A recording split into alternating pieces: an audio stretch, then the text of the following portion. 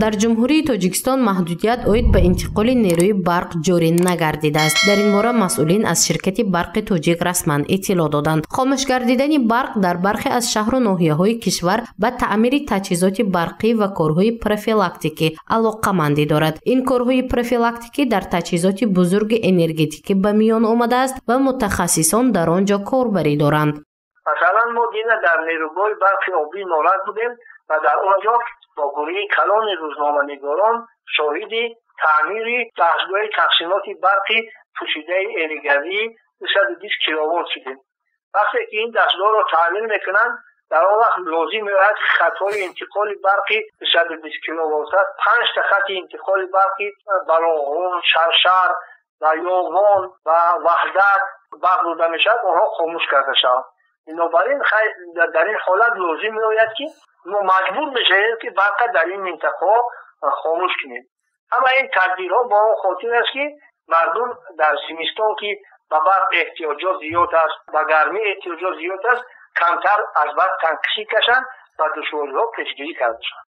аз рӯи иттилои масъулини ширкати барқи тоҷик, ҳоло гурӯҳҳои калони мутахассисон дар таҷҳизотҳои бузурги энергетикии норак корҳоро оғоз намуданд, зеро талабот ба барқ дар фасли зимистон бештар мешавад ва таҷҳизотҳои барқ тақсимкунӣ иқтидори ба якбора таъмин намудани онро дар худ гум мекунад. маҳз аз ҳамин хотир барои беҳтар намудани сифати барқ ва таъминоти аҳолӣ бо қувваи он корҳои профилактикиро анҷом медиҳанд.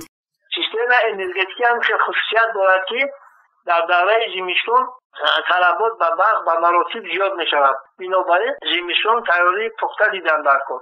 масалан моро баъзан мегӯянд ки овоза мекунанд ки чаро ин корро дар тобистон накардед.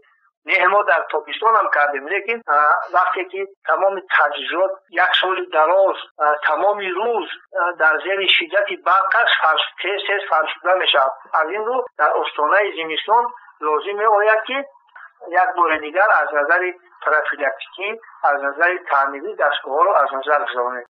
хомӯш гардидани барқ дар соатҳои муайян дар бархе аз шаҳру ноҳияҳои кишвар ин бозгоҳии ҷорӣ гардидани маҳдудиятро надорад, зеро 3 сол пеш Тоҷикистон расман аз барҳам додани маҳдудият эълон кард ва он то имрӯз ҷараён дорад. масъулин дар соатҳои муайян хомӯш гардидани барқ нигаронӣ карда аз муштариён узр мепурсанд, аммо бояд корҳои таъмирӣ анҷом дода шавад то дар зимистон бо барқи босифат аҳолӣ таъмин гардад, мегӯянд онҳо.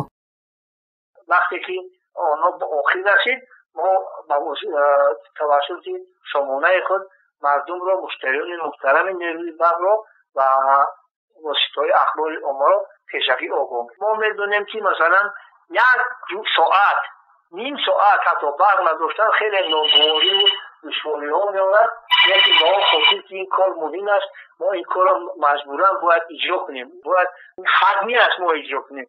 бинобар ин ман аз ҳамчун намояндаи расмии ширкати барқи тоҷик аз муштариёни муҳтарам барои ин ногумонӣ маъзарат мепурсам ва онҳоро бовар мекунонам ки дар зимистон хубтару беҳтар бо барқ таъмин хоҳанд.